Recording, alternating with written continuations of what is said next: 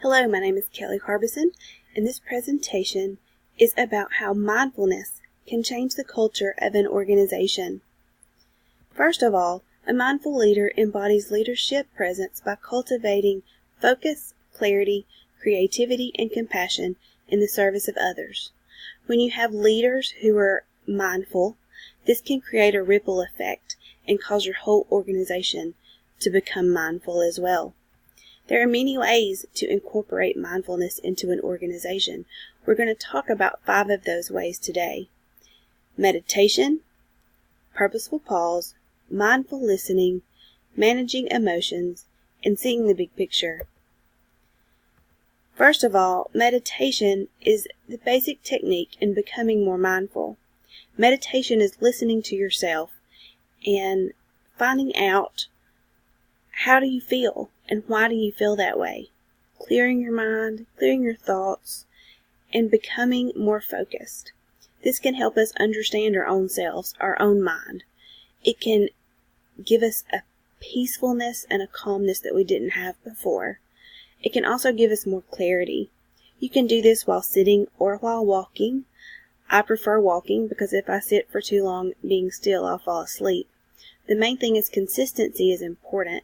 You need to do this daily, if not a couple of times every day.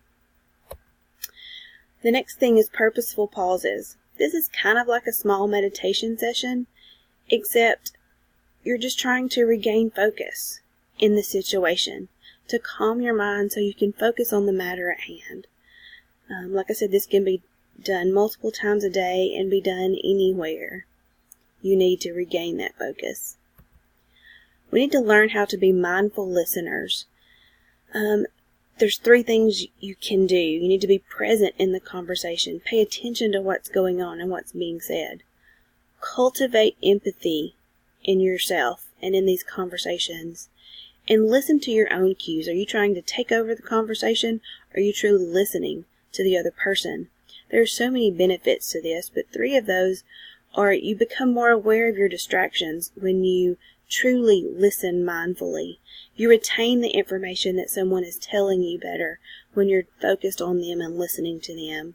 And you can pay attention for longer when you're focused. Managing your emotions is also very important.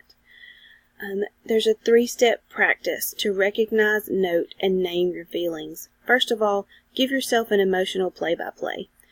What are you feeling in this moment? In this situation, what are your emotions? And then notice the mental clamor. What's going on there? What made you feel this way?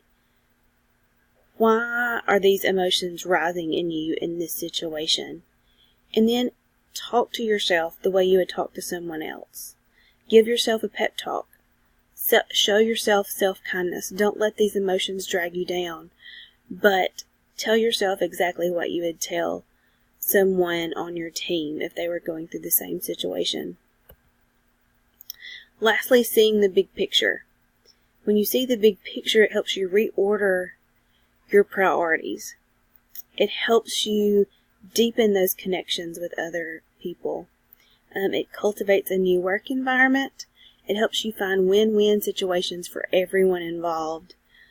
It helps you figure out what all these distractions and this busyness, what's it costing you personally? Is it costing you your health, your time with family? What's it costing you?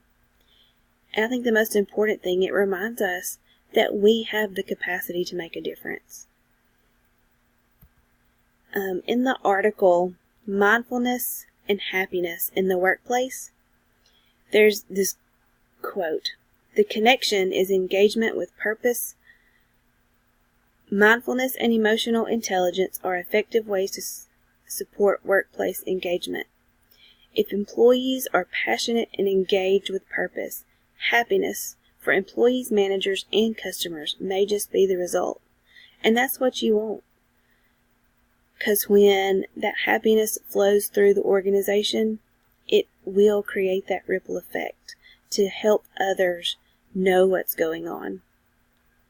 I hope you enjoyed the presentation. Thank you and have a great day.